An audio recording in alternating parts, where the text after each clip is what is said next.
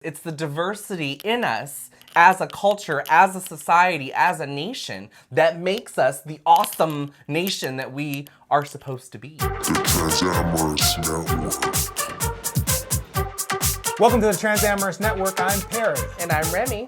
And welcome to season two. You know, after hundreds and hundreds of season one episodes in season one, we're starting season two. Right. We didn't really know what we were doing and what our organization process was going to be for this show when we started it, a year and a half ago? It's been like 2 or 3 years. 2 or 3 years? Wow. So thanks for sticking in there, folks. Well, and it's funny because since we were on break, we have received at least a handful of messages via email and our communications on Facebook asking us when we were going to come back on. And so we're back. And what we decided to do was to create seasons rather than going full on throughout the whole year. Endless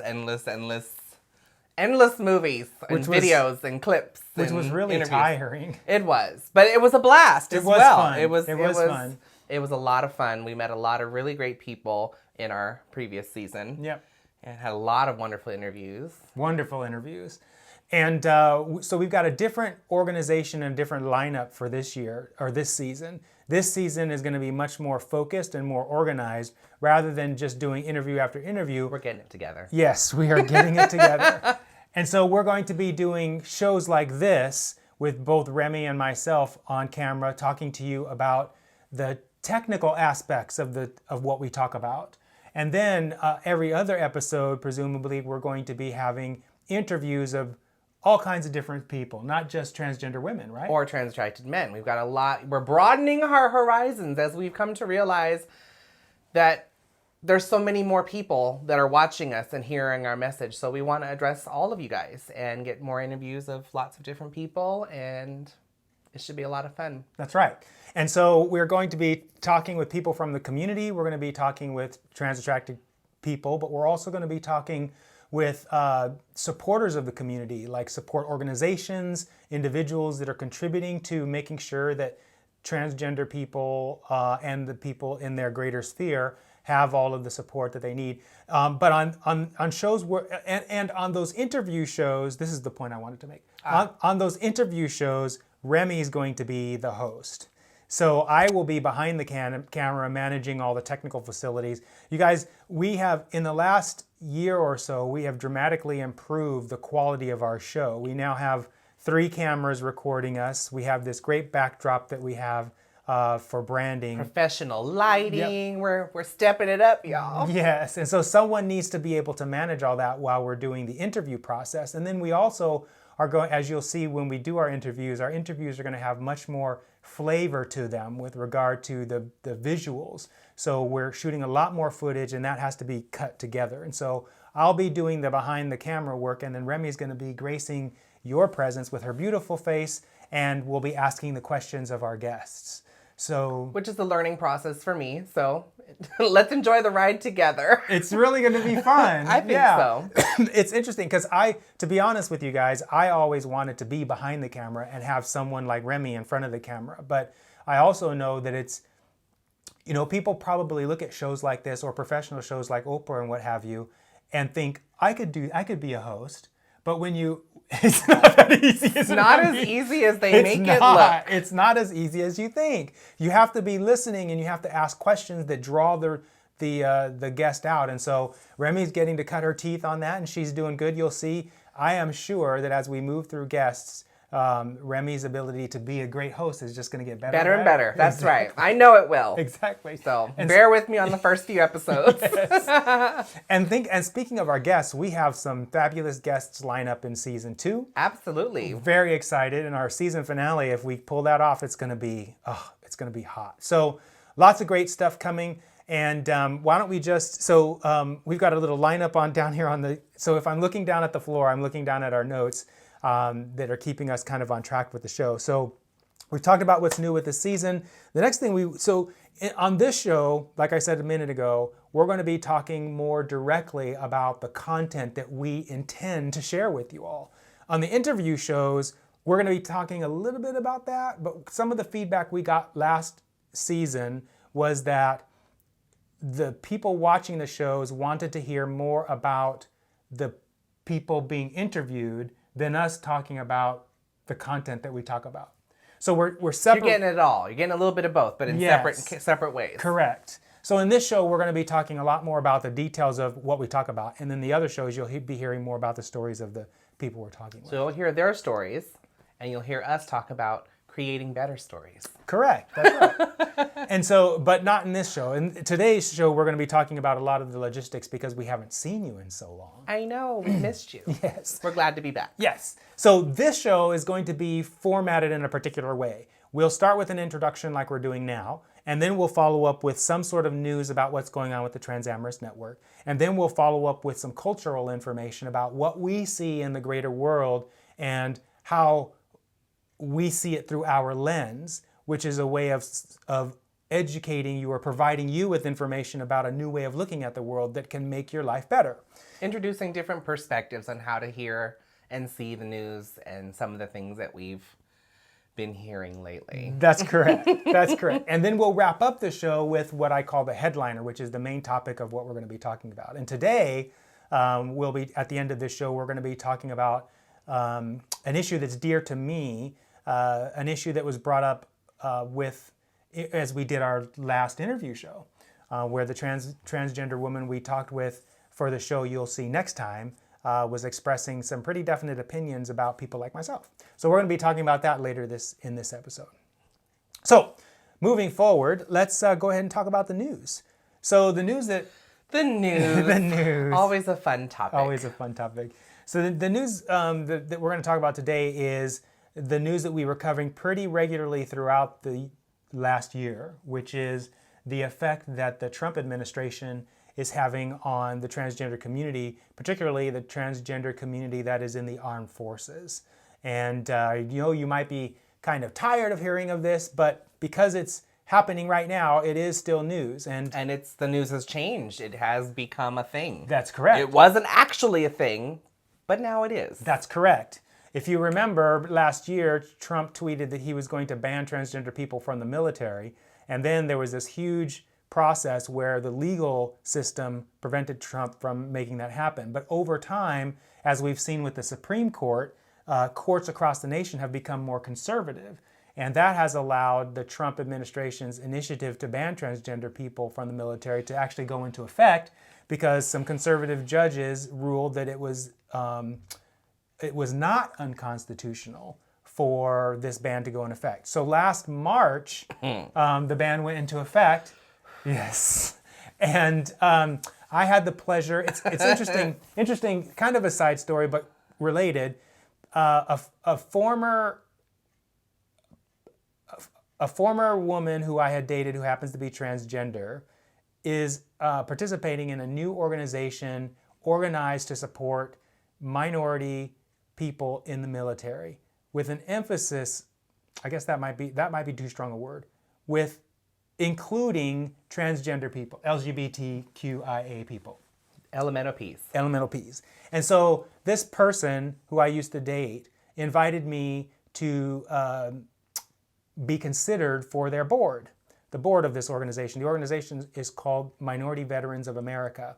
And so in March, or maybe it was April, I had the opportunity to travel to Seattle to meet the co-founders and the chief operating officer of that organization, and to participate in one of their transgender ban rallies. It was very awesome. Very awesome. And so the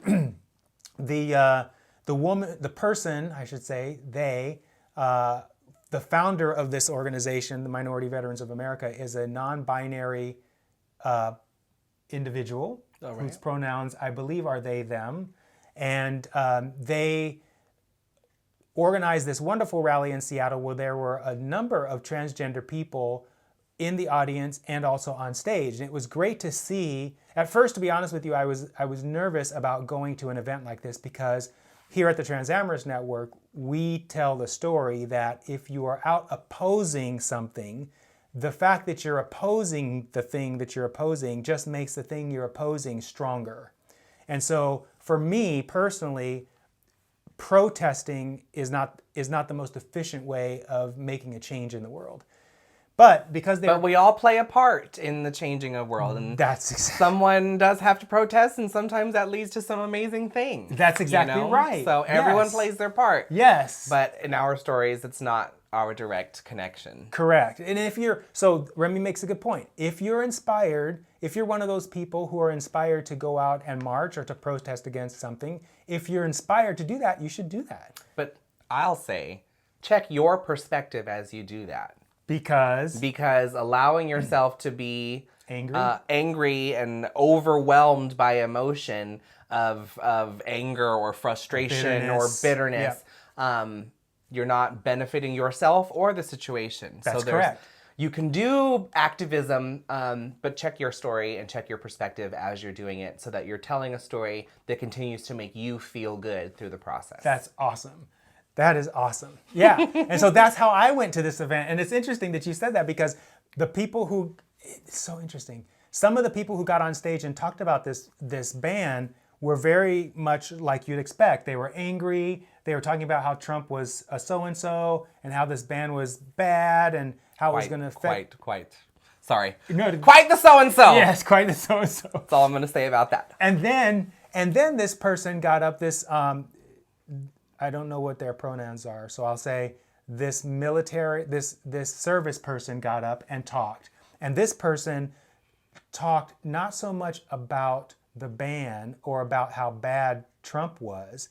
This person talked about the importance of supporting transgender service members, and talked about how important it is that we understand that transgender service people right now are participating in the military and are serving honorably. And so this person, rather than fighting against the ban, was educating people about why the ban was not the most appropriate thing, given that there are already people already there. And they're already serving honorably. Yeah. And honorably. And this was one of those conversations we actually had at Beltane this year too. So what? That there are actively members in the military. Yes. And some people, so there are archetypes that we all kind of fall in, and this is my belief, that we all kind of fall in archetypal places in life. Someone's the healer, someone's the ruler, the leader, and some people are the warrior. Yes. And I'm not that warrior. I'm not, but some people are, and we have to honor that. They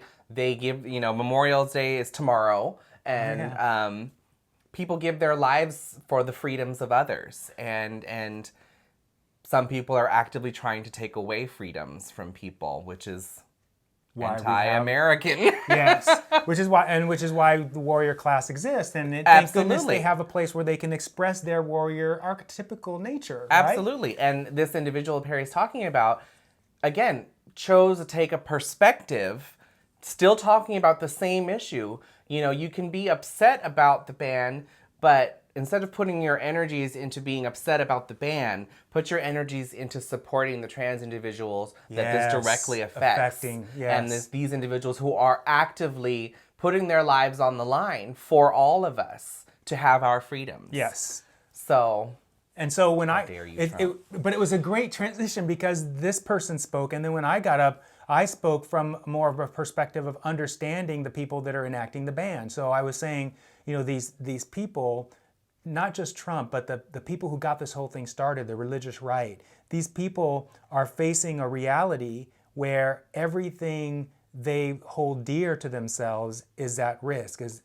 they perceive as threatened. Yeah, exactly. It's like all the gay people, and now all the transgender people, and all those people are exerting their rights and wanting to be seen as real people and wanting to use the bathroom in public spaces, and you've got all these minorities that are coming up. Heaven forbid. I know. You've got all these minorities coming up, and in something like 15 or 16 years, the United States is going to be a predominantly brown nation, and because we're seeing all these changes, we're seeing changes in government leadership. So there are more women than ever. There are more people of color, people of different religious backgrounds. Yes, I was going to say that. We now have Muslim black women in office. Yes, awesome. Yeah, it is awesome. But the people who were raised like in the 50s and who passed on that kind of 50s mentality forward to the younger generations, not the people before Remy and I, but people our age,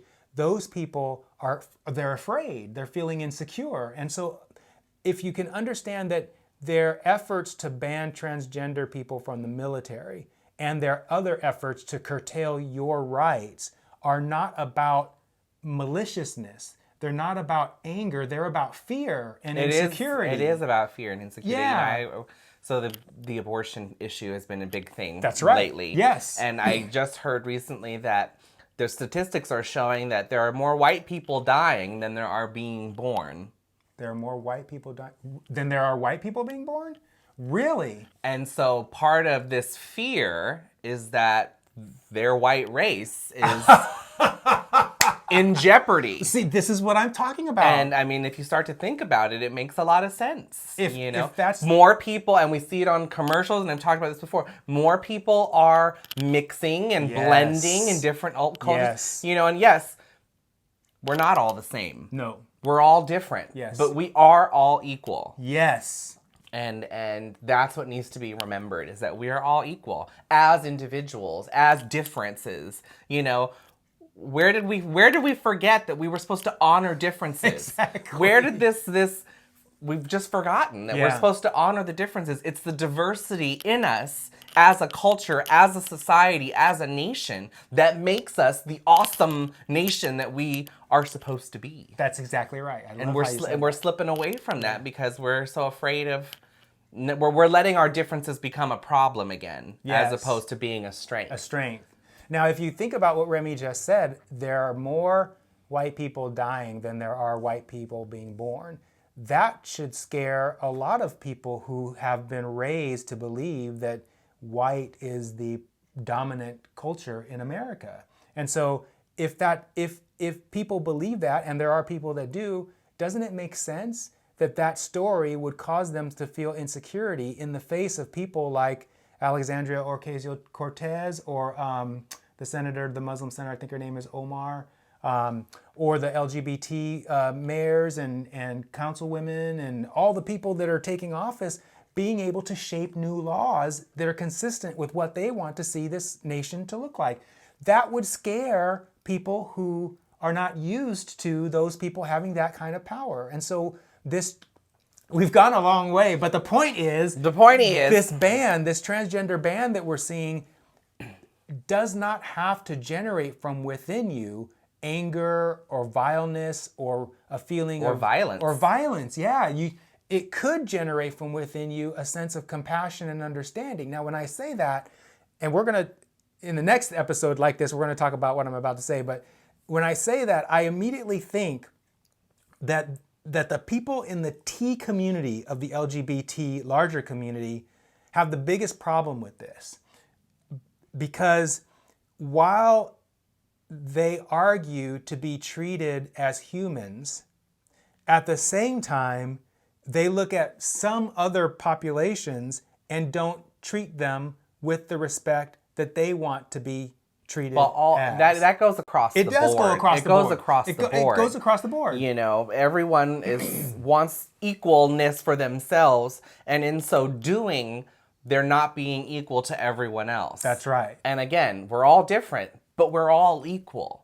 And we've got to remember that. And that's what we need to get back to, is there needs to be equality for all people. Right. No matter who or what or color or gender or genitalia or whatever you have, we're all equal. Well, and see, this is, in my mind, this episode is going perfectly in the direction of our headliner talk today, because I see transgender people as like the vanguard of humanity, like the leading edge of humanity. And there's an opportunity, transgender people, to act that way. Yeah. And acting that way means transcending what Remy just said. Sure, we all act this. There's not a single one of us who does not have a hypocritical aspect of who they are. At some point, absolutely. We've all had moments and times and situations, absolutely. For sure. And yet, there is the ideal. And I believe that transgender people represent that ideal. And of course, the transgender community is not a homogenous spectrum either. And so you're going to have Absolutely not. you're going to have some people who believe that, and you're going to have some people who are totally against that, who just want to be seen as women or men or whatever. And so, but the opportunity that lies in that is the story that we can all be better people, and that someone has to step up and demonstrate, be the exemplar, be the change you wish to see in Yes, the world. yes, Gandhi Remy. said it. Yes. You know, we've all got issues with him too now. You know, but it's true. Be the change you want to see. Be the person you want to be. Be the perfect partner that you wish to find in the world. You've got to talk the talk, and you've got to walk the walk. Absolutely. Like Migos say, walk it like you talk it, baby. Who? It's a rap group. Okay. But walk it like you talk it. Exactly, For real. Like, exactly. you've got to be about it. Don't just say about it. Right. You know? So, wow, this is a good show. It's so good to be back. It is good to be back. Really good. So, You know, and actually I want to bring up, so I just got back from Beltane. Those who have watched before know my spiritual practices in my community, and I'm very involved. And I was the May Queen of this last year. And so we had to return to Beltane to pass the crown on and everything. And what's awesome is our new queen is a non-binary genderqueer individual.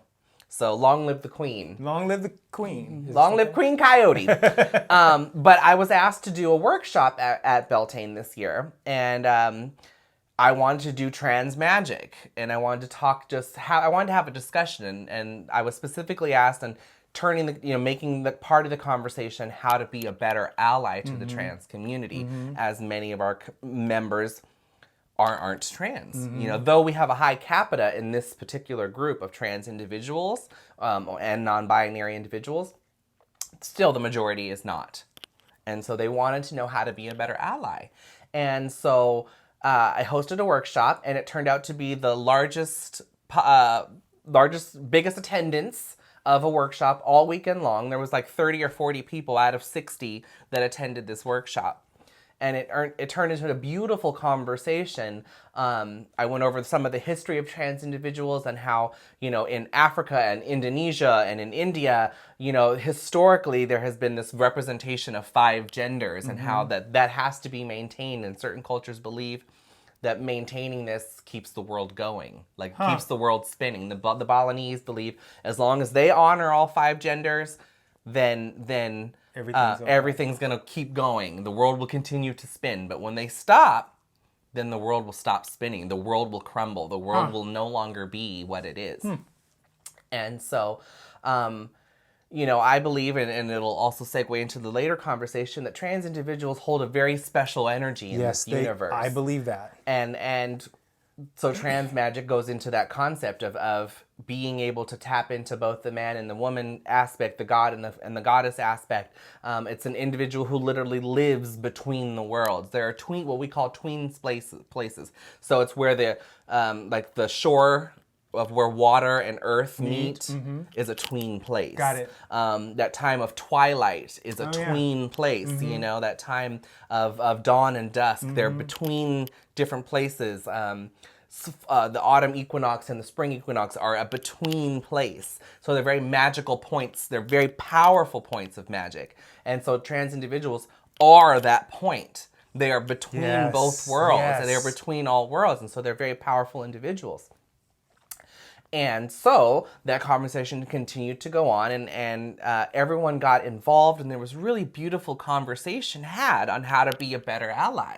And we came out with, you can't just talk about it, you gotta be about it. You've gotta stand up. When you're at work and you hear people saying inappropriate things, that you speak up for those people who are not there to speak up for themselves. It's up to you as a society and as a community to stand up for each other when we're not there. And to say, that's not okay. Yes. Period. You can have your beliefs, but what you're saying is not okay. Yeah, absolutely.